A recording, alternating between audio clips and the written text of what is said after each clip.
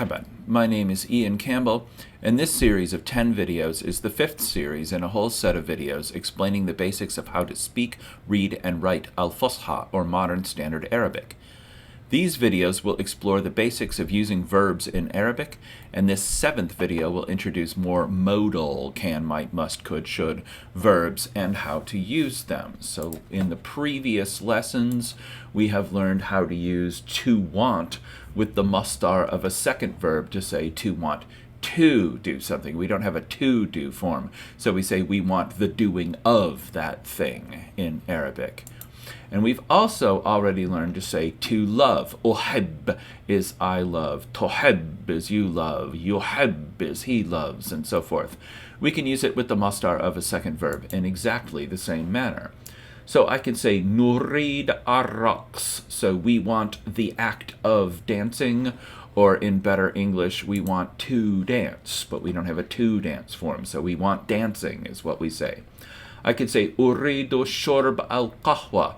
I want the drinking of the coffee, or in better English, I want to drink coffee. We can use nuhib or ahabba in the same way. We can say nuhibbu ar-raqs. We love the act of dancing, or we love to dance. Uhibbu shurb al-qahwa. I love the drinking of the coffee, or I love to drink coffee. So the verb for to love is used in exactly the way as the verb for to want. And we can use it to mean I like that thing, but uhib is a really strong verb. And later I'll show you how to say a more like we like to do that thing, but it's a little more complicated. So I'll start with the simple stuff here. So we can also use the regular verb qaddara. It uses fatha in the past tense.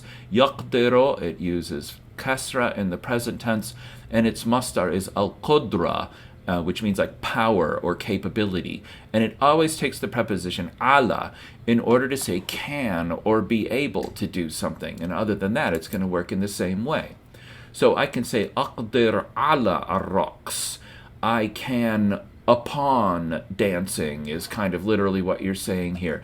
There's no real direct translation for ala. Ala can mean a lot of different things, usually on top of or against something, but it's really idiomatic. So you just say aqdir ala ar-raqs. I can upon dancing, or I can dance. Hal taqdirin ala al-ghina. Can you sing? Al-ghina is the masdar for singing. La naqdir ala shurb al-qahwa. We cannot drink coffee. I don't know why. It upsets our tummy or whatever. No good reason. These are just example sentences. So you can use this for can or to be able to, but it always needs its preposition after the verb, which is something that new Arabic learners often have a little problem with because we don't use a preposition in English. So that's just something you'll have to get used to if you're going to use this verb. It's also very common to use a different verb, yastati', which is a bit of a mouthful at first, for can or to be able. It's more formal. It's what you'll see in written texts most of the time. Its root is ta, waw, ayn, and it's down here in the last 3 letters, and because funny things happen when waw or ya are root letters, here it changes over to a ya for reasons that aren't worth going into here. So learn to say it, yastati'. You got to drop the pitch on the last syllable, and it ends with ayn without a vowel after it, which is the hardest place to pronounce ayn. So yastati', and then close off your throat at the end. You'll hear novice, non-native speakers a lot say yastati'a, and no, it's yastati'. You've got to dip the pitch, and you've got to end it with ayn. So it's a bit of a mouthful to learn to say it first, but once you learn to say it, it's easier than qadara ala because you don't have to use the preposition. So I could say la nastati' ar-raqs. So it's easier to say it here because after the ayn, you've got a vowel leading into ar-raqs. So la nastati' ar-raqs. So we cannot dance. I don't know, we're not allowed to. Usually this implies ability, not permission, but it bleeds over just like it does in English. Hal tastati' al-ghina. Can you sing? تستطيعون شرب الشاي. Y'all can drink tea. So that's a lot of letters for can, but it's very, very common to use this verb. So learn to pronounce it correctly, practice it a bunch of times, and then you can just append the masdar of the second verb. So again, we don't have a to drink tea. We're going to say, y'all can the drinking of the tea. Are you able singing? We cannot the dancing is how we get this across in Arabic, which it's going to be a little awkward because it doesn't quite translate one-to-one from English, but it's very regular, so it's very easy to learn to do. Okay, so now we've talked about arada, to want, ahabba, to love, qadara, ala, and istita'a is the verb's name. I'm only giving it to you in the present tense here because it's too much of a mouthful to give in all the tenses. We've learned how to use these with masdars as the secondary verb here. However, there's a different way to do it. So we can also make the second verb subordinate and use the connector an. And an means that.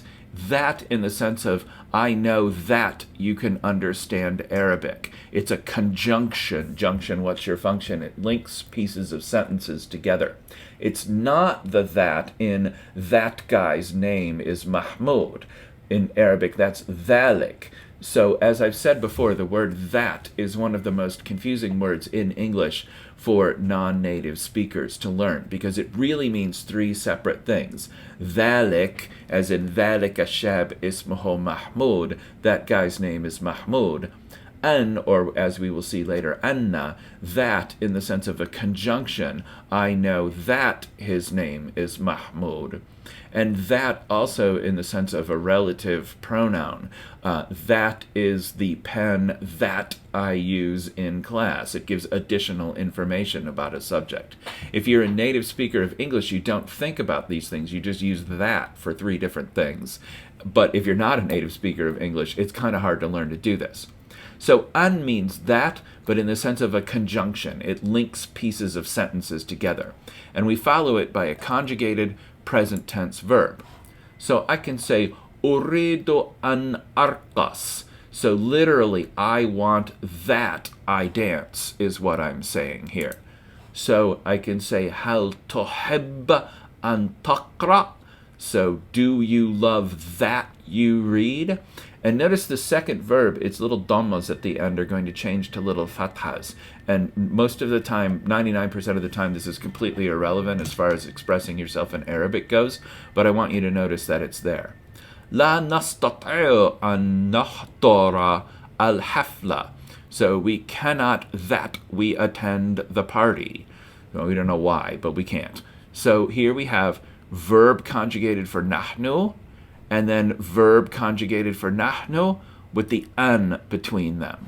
Same thing over here, verb conjugated for ahab, for anta, connector an, verb conjugated for anta. Verb conjugated for ana, for I, then the connector, that, then another verb conjugated for I.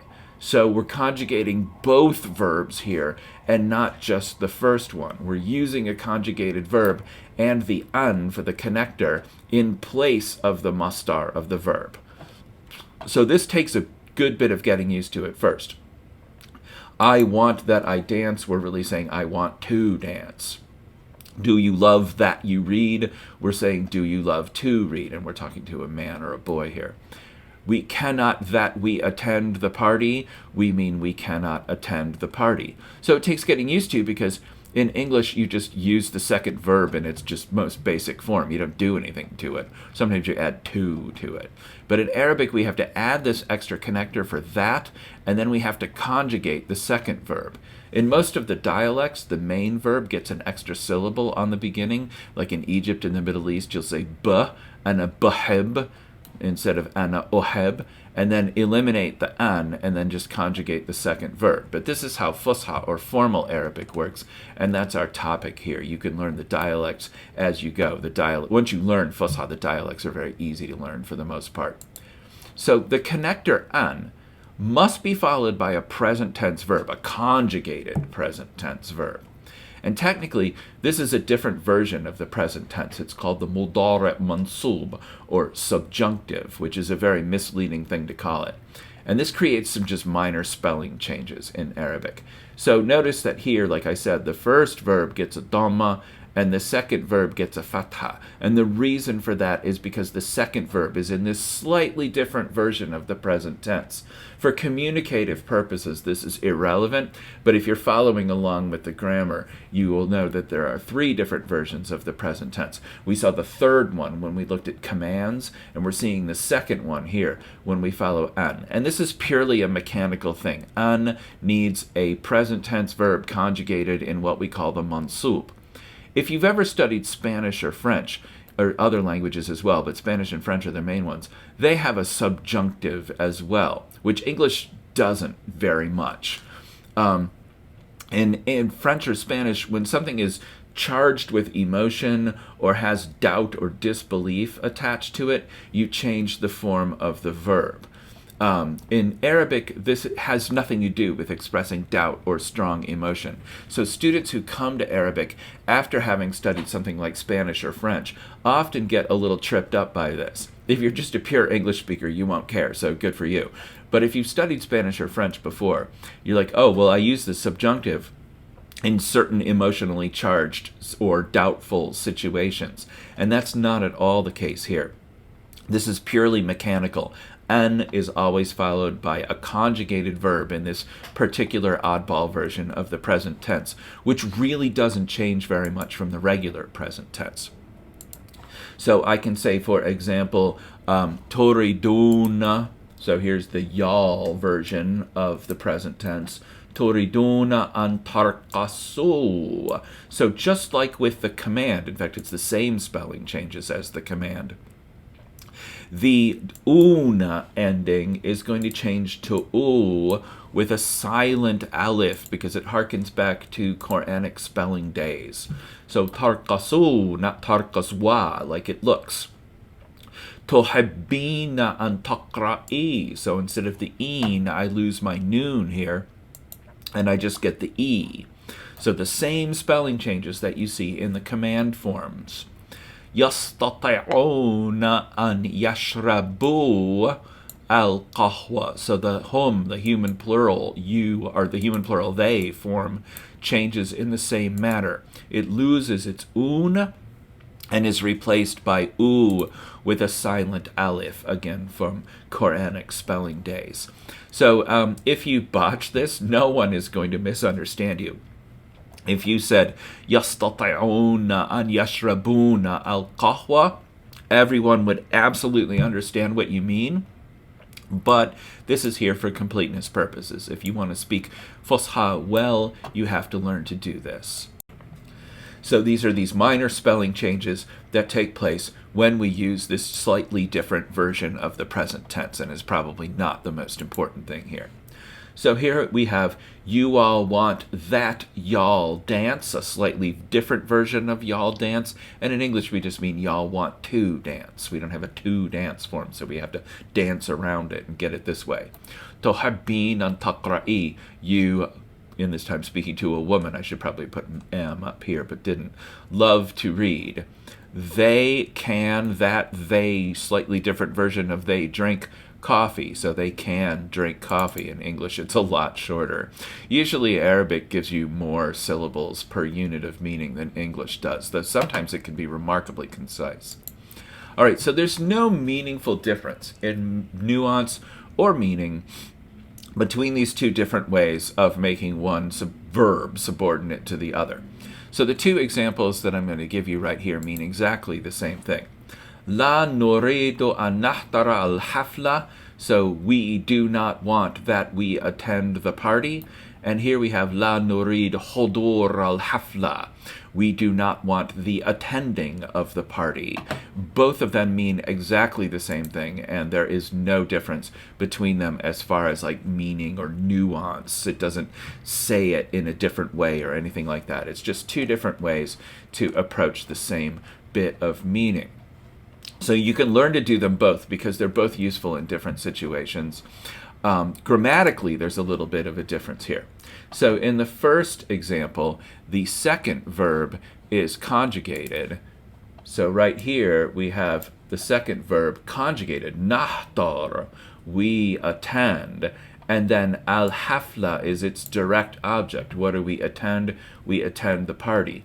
So this is a verb and then a noun, a verb and then its direct object. Over here, when we use the masdar, this is two nouns put together in an idafa. So we do not want the attending. There's no the here because it belongs to this one. So we do not want the attending of the party. This is an idafa.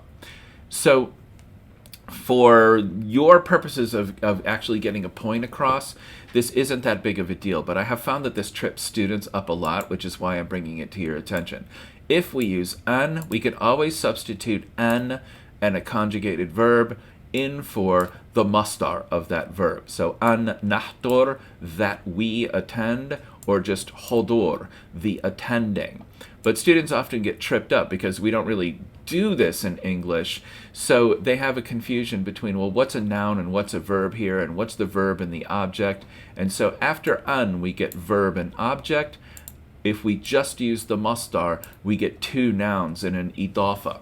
From the purposes of getting a point across, this isn't really super important, but it does confuse people, and later on when you start to do more complicated things with it, then it will cause problems for you if you don't understand it. So take a moment to understand what's going on here now, where we have an plus conjugated verb plus direct object versus two nouns and an idafa. They're getting across the same unit of meaning. They're just doing it differently. So please take a moment to pay attention to that. If we use an plus a second conjugated verb, this gives us the bonus of being able to change the subject from the first verb to the next. So I can say, uriduk an tarqasi. So in the first example here, I've got a conjugated verb. Hang on a second. There we go. All right, I've got a conjugated verb for I here, urid, and then I've got the pronoun. So the pronoun is the direct object. What do I want? I want you. And since I'm talking to a woman here, if I were being super persnickety, I would say uriduke, because it's a woman and not a man. But nobody really does that, so I'm going to erase it. So uriduk an tarqasi. So this verb is conjugated for I, and then this verb is conjugated for you, woman. And notice the spelling change here. I dropped the een off of it. So tarqasi rather than tarqasin. So uriduk an tarqasi. I want you that you dance is literally what we're saying here. And of course, what I mean is I want you to dance. So hal turidinani an ahdur al hafla. So this is our yes/no question. Turidin is you, girl, want, and then the ni is me here. So hal turidinani, do you want me that I attend the party? In English, we don't have to conjugate the second verb, so we don't have to worry about it. But in Arabic here we do. That's how we get across the idea of changing the subject from one verb to the next.